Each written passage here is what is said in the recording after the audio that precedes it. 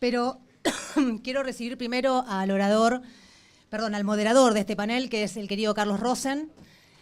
Carlos, director de la Certificación Internacional en Ética y Compliance de la Asociación y profesor de la Diplomatura en Gobierno Corporativo, Compliance y Control de la Universidad de San Andrés, MDN-UDESA.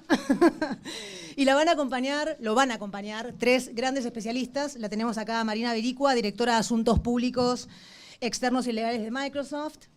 Martín Yesa, diputado nacional por la provincia de Buenos Aires. Y Estanislao Medrassi, director legal de Google para Latinoamérica. Así que los dejo en manos de estos expertos para que puedan conversar sobre inteligencia artificial. Como quieras. Lo presto el atril, ¿eh?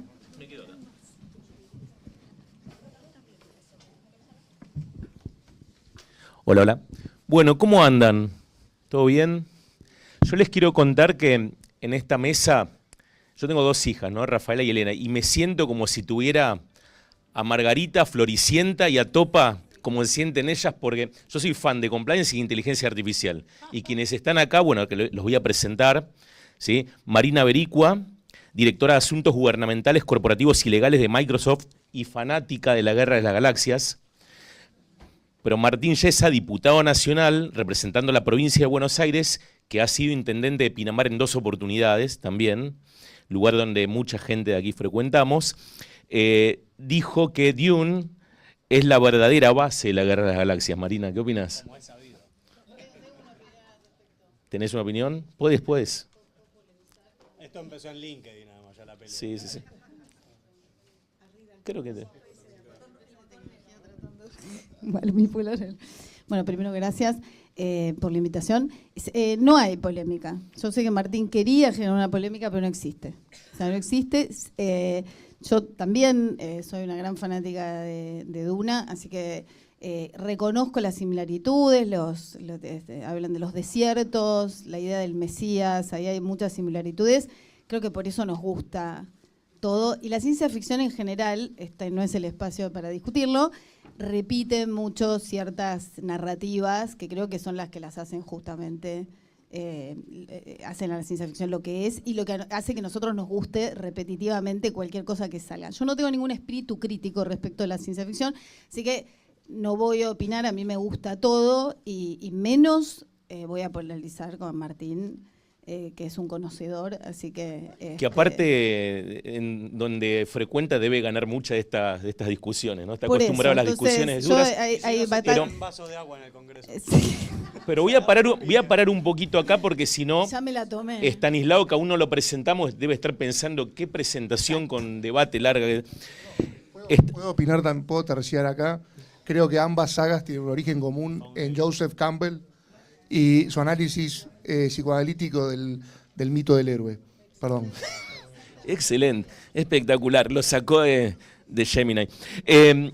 Estanislao Mesadri, director legal de Google para la región Latinoamérica, fan, adivine de qué, no es de esta saga, de las comedias de Will Ferrell, siendo su preferida Anchorman, no sé si la conocen, esta historia del periodista, de la leyenda de un periodista, que es espectacular, coincido, y también las demás que mencionaron. Bueno, yo voy a tirar algunas preguntas disparadoras, pero la primera tiene que ver con el título de este panel, ¿no? Nosotros pusimos a este panel conversatorio de título Varios pasos adelante de la regulación. La inteligencia artificial, varios pasos antes de la regulación. Y desde esa afirmación me gustaría que cada uno de ustedes en algunos minutos me diga qué les sugiere este título. Puedes empezar, Marina, claro.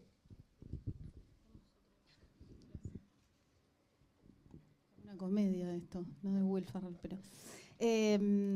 creo que indica básicamente el conflicto que están surgiendo, que están sufriendo los procesos regulatorios en el mundo respecto de inteligencia artificial, que es como el problema del huevo y la gallina y los problemas que surgen después de establecer algún tipo de regulación como el Acta de Inteligencia Artificial y todos los conflictos que está generando la implementación y la discusión posterior respecto de conceptos que se deberían haber discutido antes y que ahora estamos discutiendo, por ejemplo, en el contexto de la generación del código de prácticas para los modelos de aplicación general, si queremos hacer una traducción de eso. Entonces, para mí, el tema de qué va antes y qué va después, la IA antes que la regulación tiene que ver para mí con esa cuestión que no hemos resuelto y que plantea un conflicto adicional que es la mirada de las compañías de tecnología y creo que también la mirada, si vemos un poco los proyectos de Martín y cómo él se refiere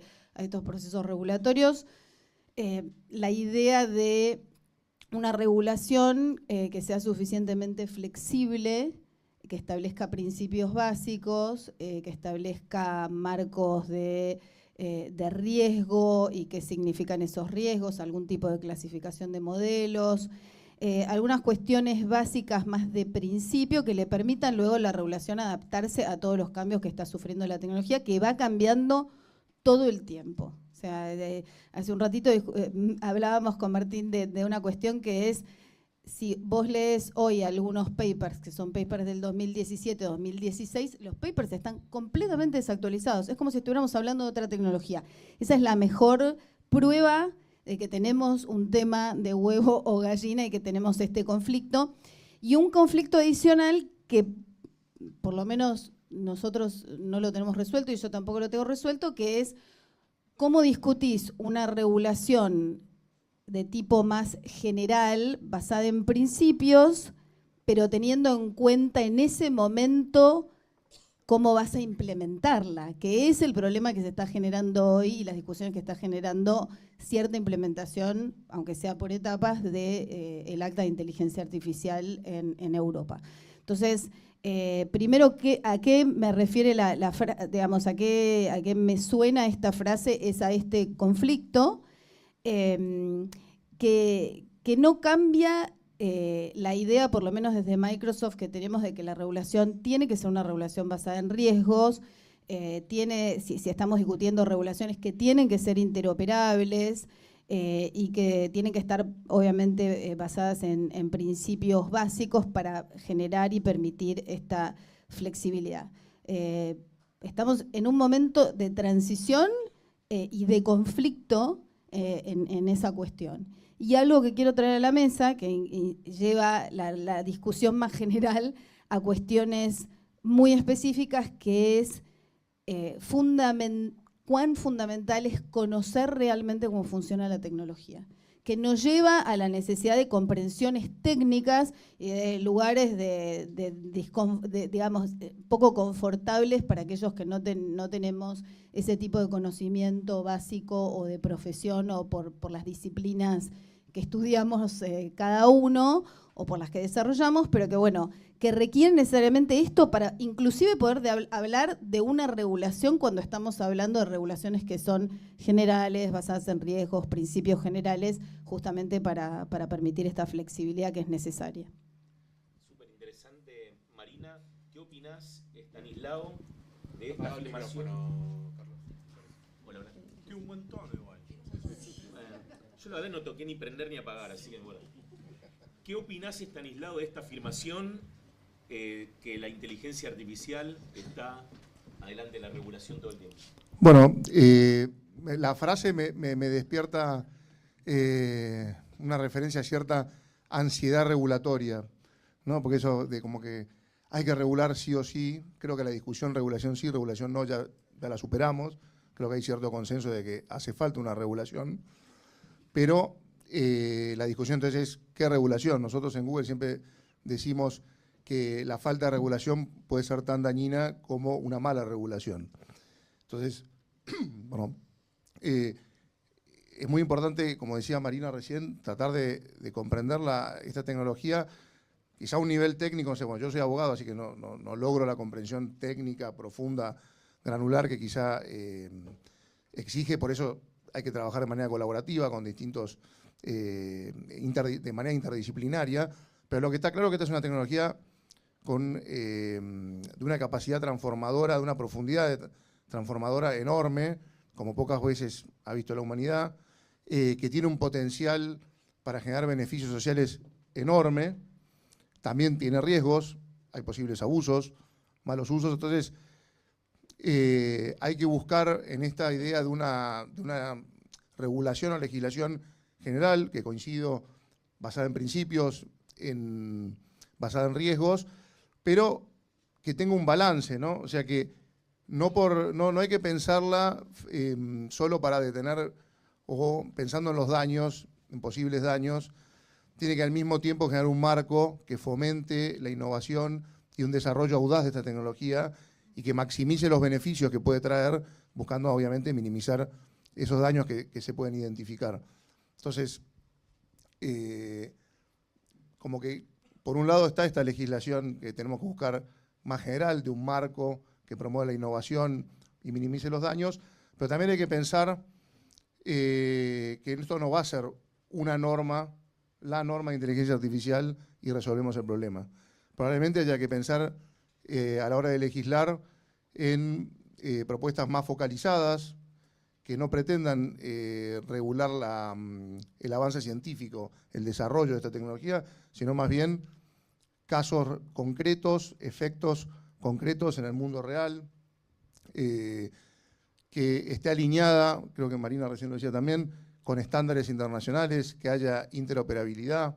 Obviamente cada país tiene un balance de derechos particular y hay una legislación propia, pero esto es muy importante, esta es una tecnología que trasciende fronteras, que tiene, y no solo por las empresas tecnológicas como pueden ser Microsoft o Google, sino porque la misma cadena, un modelo se puede entrenar en un país, preentrenar en un país, eso sirve de base para desarrollos tecnológicos en otro país, que se aplican después en otro.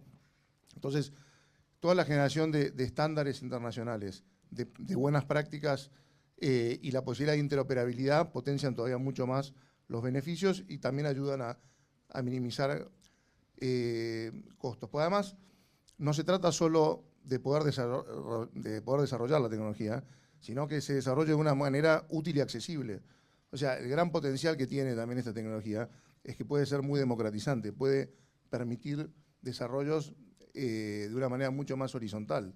Entonces, para eso es muy importante que las distintas legislaciones no queden desacopladas del resto por poner barreras que pueden resultar muy costosas. Entonces, ese también es un punto muy importante.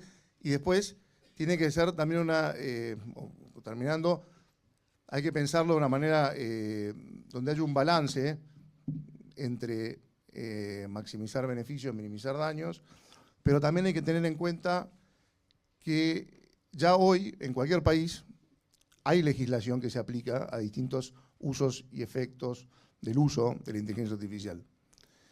Y que entonces hay que repensar también un poco cuáles son esas normas, si esas normas están ayudando a maximizar esos beneficios, a generar un desarrollo audaz pero responsable de la tecnología, y quizá en algunos casos, con algunos temas, y me adelanto, puede ser privacidad, protección de datos o propiedad intelectual, haya que repensar algunos balances de derechos, no para quitarlos, no para perjudicar a nadie, sino para pensarlos nuevamente en base a esta tecnología y este poder transformador que tiene. Entonces, hay muchas aristas, esto es un debate enorme y creo que otro punto muy bueno que hizo Marina y que va a la frase del panel, primero tiene que venir un debate muy profundo y no es un debate que se termina, porque esto es una tecnología que está en desarrollo, todavía no sabemos para dónde sigue. Entonces el debate tiene que ser constante, tiene que ser lo más colaborativo, o sea, lo más inclusivo posible. Esto, sector público, sector privado, no termina de describir el alcance de esta colaboración. O sea, es mundo académico, es desarrolladores, es usuarios. Entonces, tiene que haber un debate muy profundo, una mirada más estratégica. No hay que apurarse y regular porque hay que regular o porque hay que llegar primero, pero bueno, también hay que generar un marco que ayude a esta visión más responsable. Súper interesante, Estanislao, y bastante coincidente con Marina. Yo voy a buscar preguntas donde no coincidan tanto. Bueno, Martín, ¿qué opinas sobre este tema? Si yo salgo a la vereda y aparece un loco y me empuja y me dice dame la plata, loco, yo le doy 1.000 pesos. Ese tipo, si lo atrapan, puede ir preso. Si con un dispositivo comprado en Temu o Shein sale $80. Te lo acercan a tu celular, te pueden robar tu jubilación, la jubilación de tu abuela, por ejemplo. Ese delito es excarcelable. Entonces, es cierto, no hay que regular por regular. Pero también pero también son frases para no pensar, ¿no? O sea, digo, no lo digo Estanislao por vos, pero digo, te digo porque yo estoy en el Congreso y es como, bueno, está bien, pero igual tenemos problemas muy concretos. Yo, por ejemplo, mira, te cuento una anécdota del Congreso. Hace una semana y media presenté un proyecto. La Ciudad de Buenos Aires entre 2019 y 2022 intentó implementar reconocimiento facial. Atraparon a 1.700 personas con este sistema activo, cámaras equipadas con reconocimiento facial, con IA. Entre esas personas, pedófilos, violadores, asesinos. Suena impactante, ¿no?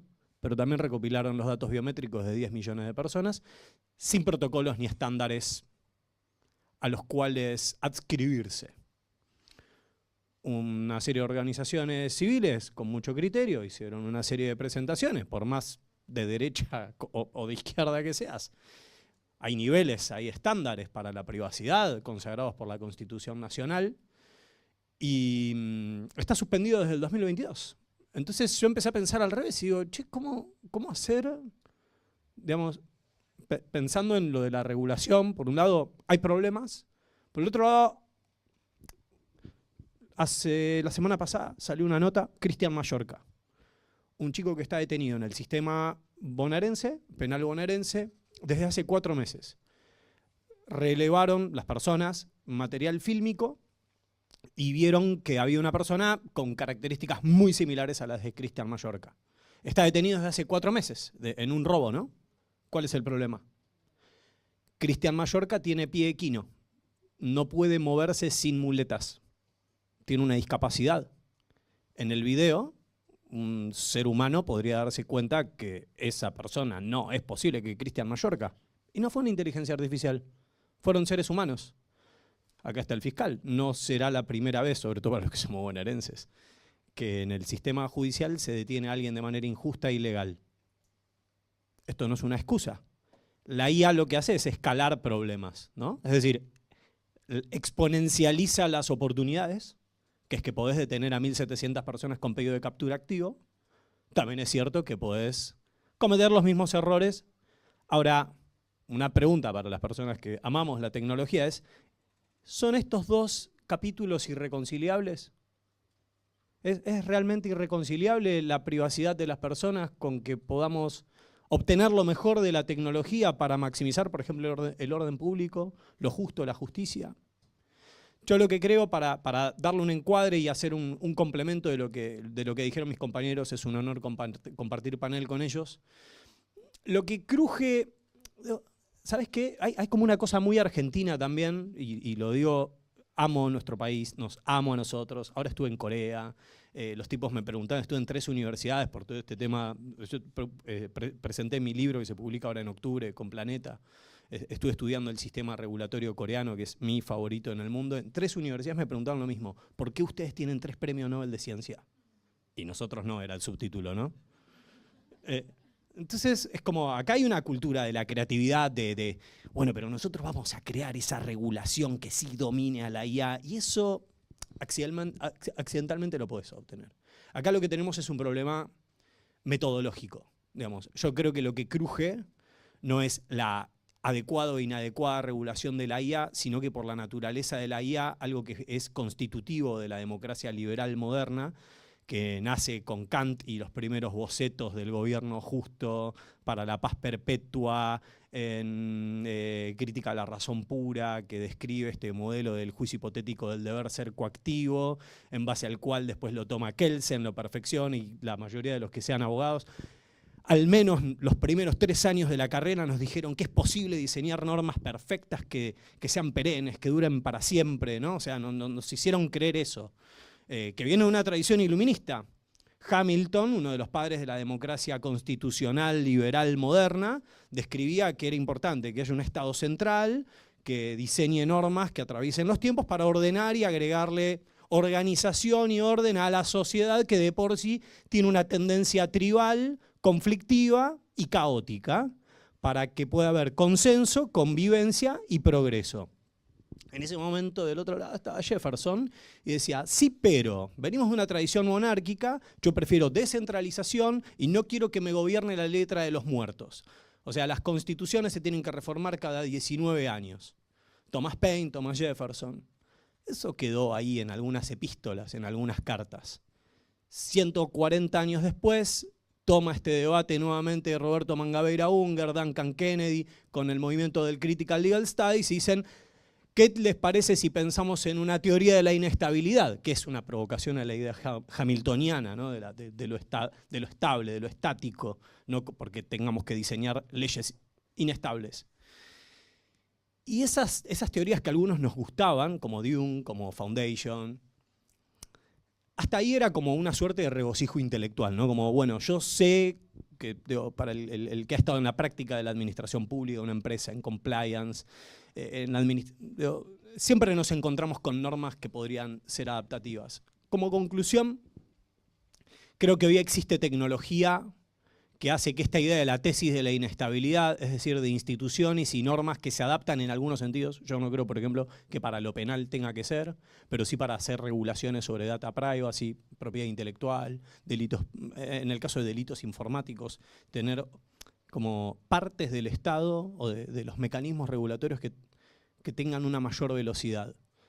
Yo creo, solo para complementar a lo que dijo Mari del mecanismo regulatorio de la Unión Europea, mi aprendizaje de lo que pasó con la Unión Europea, primero, que es un continente con distintos sistemas jurídicos nacionales. Convive el sistema continental, similar al nuestro, con teoría del riesgo, bla, bla, bla, bla, pero también tienen common law, también tienen derecho germánico, ¿no? Entonces, como ellos tienen que hacer esto porque no tienen un único sistema regulatorio. Pero ese no es el mayor problema. El mayor problema que tuvo la Unión Europea con su mecanismo regulatorio es que tardaron 4 años, con la gente más brillante del mundo. Yo el año pasado estuve en Stanford haciendo geopolítica y AI, este año estuve en el Cano, y les puedo asegurar que los europeos, los que han tenido el placer, son gente sofisticada, son realmente muy leídos. Pero entonces el proceso estuvo puesto en que como estudiamos 4 años y somos gente súper inteligente, el resultado es inevitablemente bueno y virtuoso.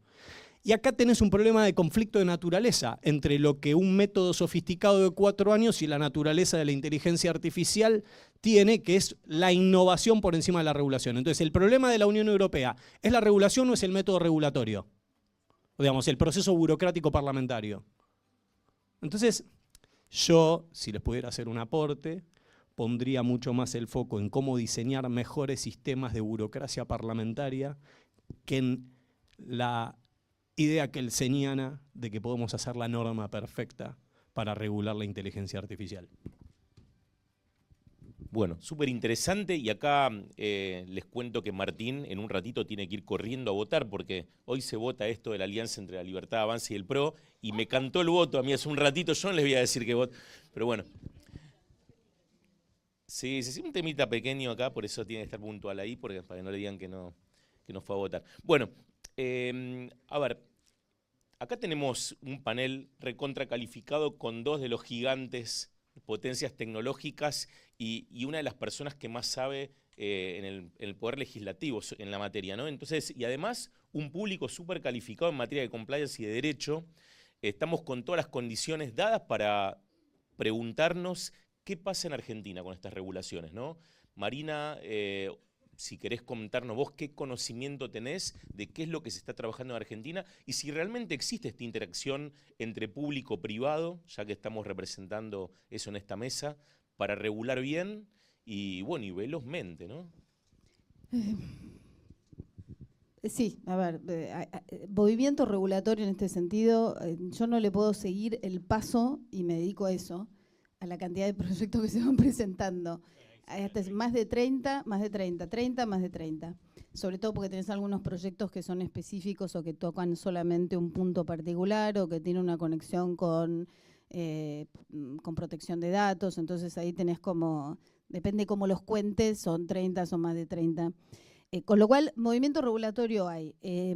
Después, interacción de por lo menos desde las compañías con con quienes presentan los proyectos, diría casi de cualquier fuerza que lo presente, hay una interacción en mayor, menor medida, con más, con mejores resultados, peores resultados, eso existe. Hay conferencias que organiza el Congreso y que organizan senadores, senadoras y que organizan también los diputados, donde también nos invitan a participar, a veces para hablar, a veces para escuchar. Este es un proceso de aprendizaje en el que estamos aprendiendo también las empresas de tecnología. Quien diga que este es un proceso en el cual hay algún grupo particular que sabe todo sobre esto, está diciendo algo que no es correcto, con lo cual a nosotros también nos sirve. Ahora, me gusta, y creo, y coincido con Estanislao, que esto no puede ser algo del mundo privado y el mundo público, el sector público, sino también, obviamente, la academia. Hoy estamos acá en la Universidad de San Andrés, gracias por la invitación, gracias a María y a Erika, a la maestría y a la carrera de Derecho.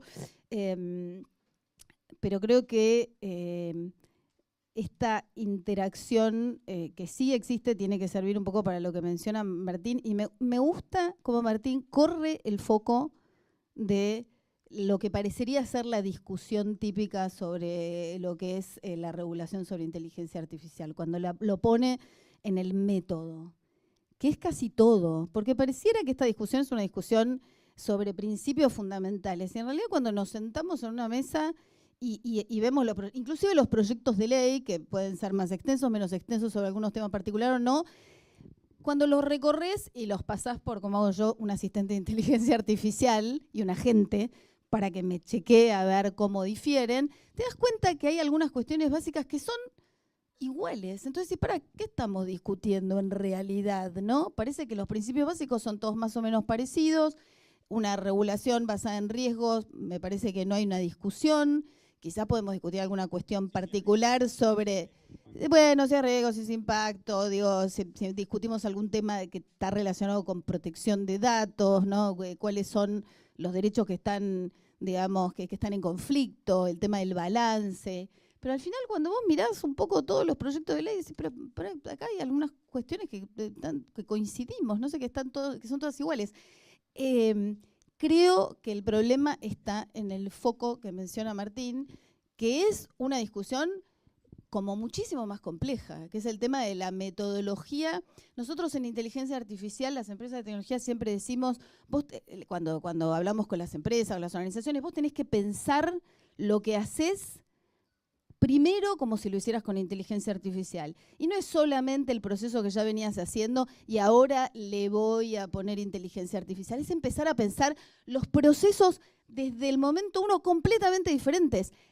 Quizás en tecnología y para las cuestiones que mencionaba Martín, los procesos legislativos y de generación de regulaciones como están concebidos no sirven más. Entonces empecemos a discutir eso que quizás nos lleve alguna idea de regulación de inteligencia artificial, porque claramente lo que estamos discutiendo y la manera en que lo discute la Unión Europea no está funcionando. O sea, eso es bastante obvio. Entonces, innovación también para pensar estos procesos, porque creo sinceramente que quizás hay más consenso del que creíamos que teníamos, pero bueno, como bien sabemos, en cualquier proceso de discusión siempre vende mucho más la antinomia, entonces el consenso no tiene hashtags, ¿no? Entonces, pero acá también hay una posibilidad de pensar esto de manera diferente.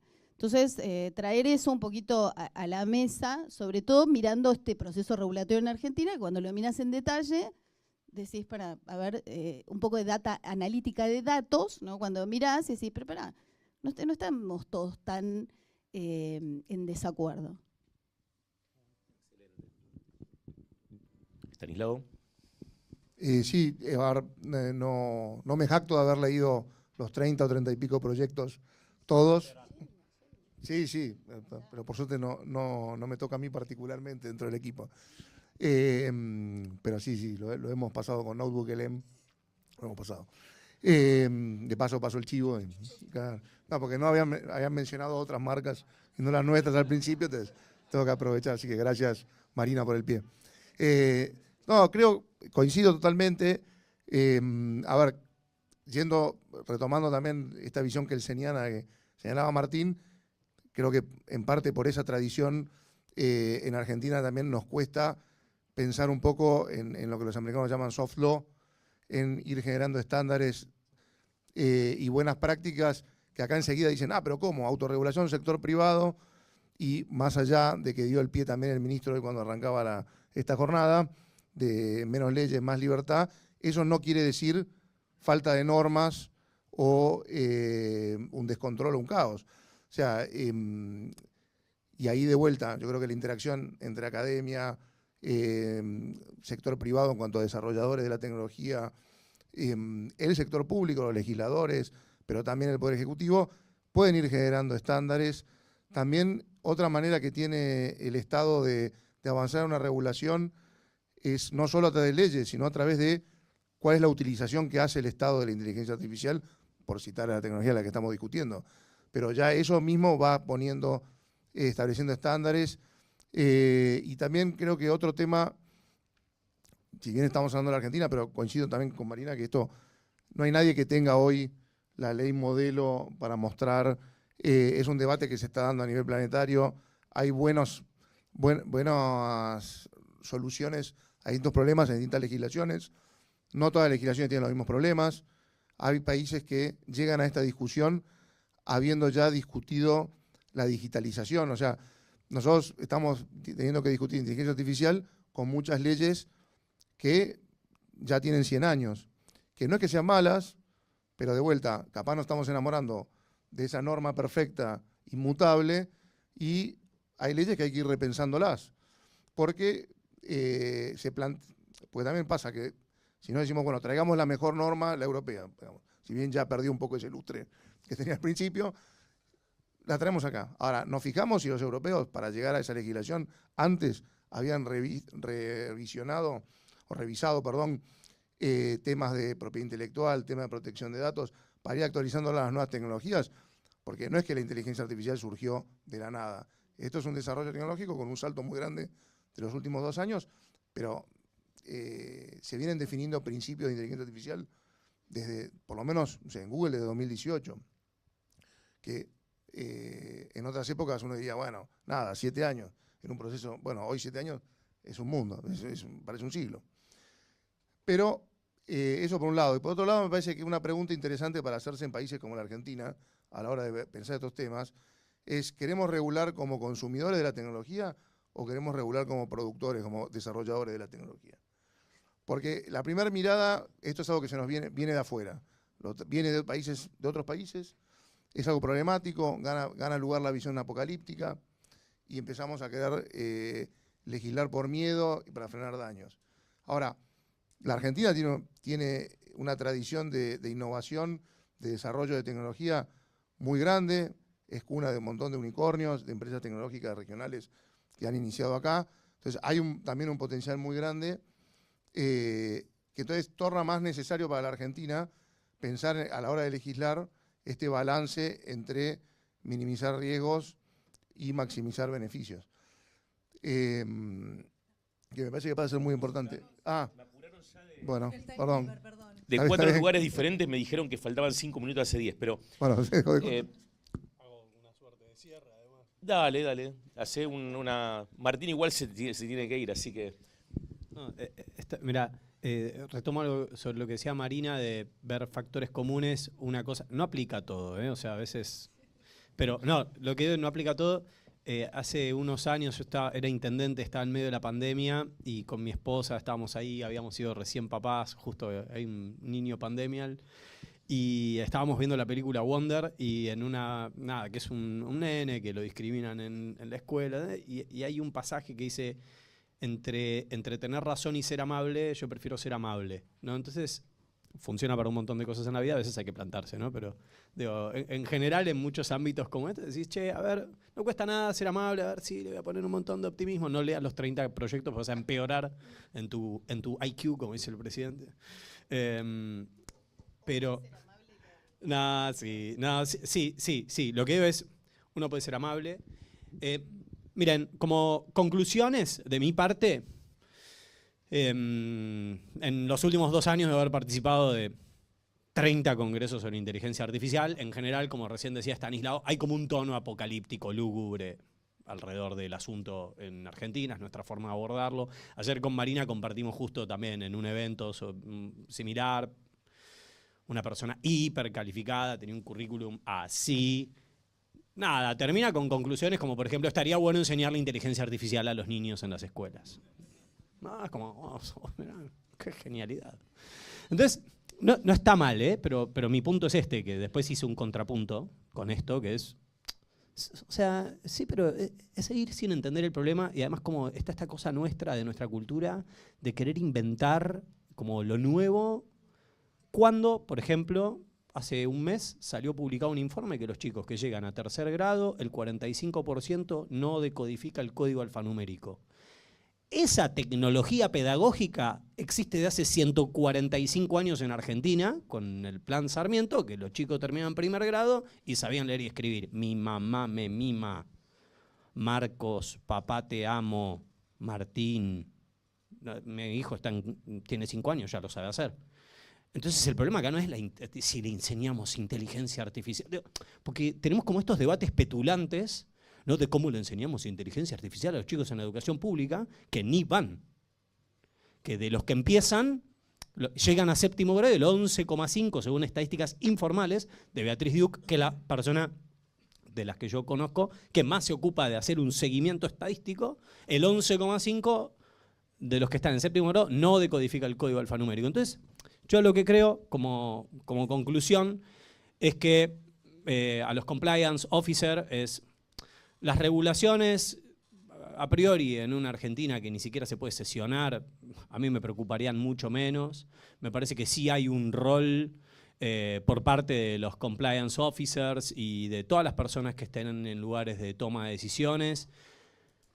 Me parece que esta tecnología disruptiva nos permite cosas que en nuestra academia, en nuestra formación, nos dijeron que eran cosas antinómicas, la privacidad y la eficacia, para que los problemas que tuvimos siempre no existan, desde el cáncer hasta una detención indebida, y que podamos maximizar las cosas buenas que creo que podemos hacer como sociedad. Creo personalmente que estamos viendo la mejor época de la historia de la humanidad, y siento realmente que muchas personas que están en muchos lugares no deberían malgastar tanto tiempo ni tanta energía en pensar si nos vamos a extinguir o no, sino en que hay problemas mucho más sencillos y que cuál es la cuotita que nosotros podemos aportar para que funcione un poco mejor.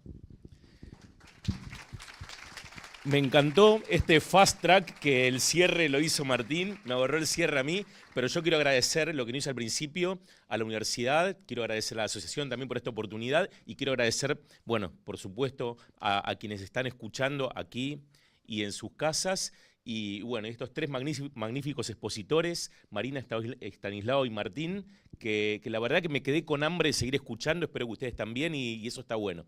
Así que muchas gracias. Bueno, muchísimas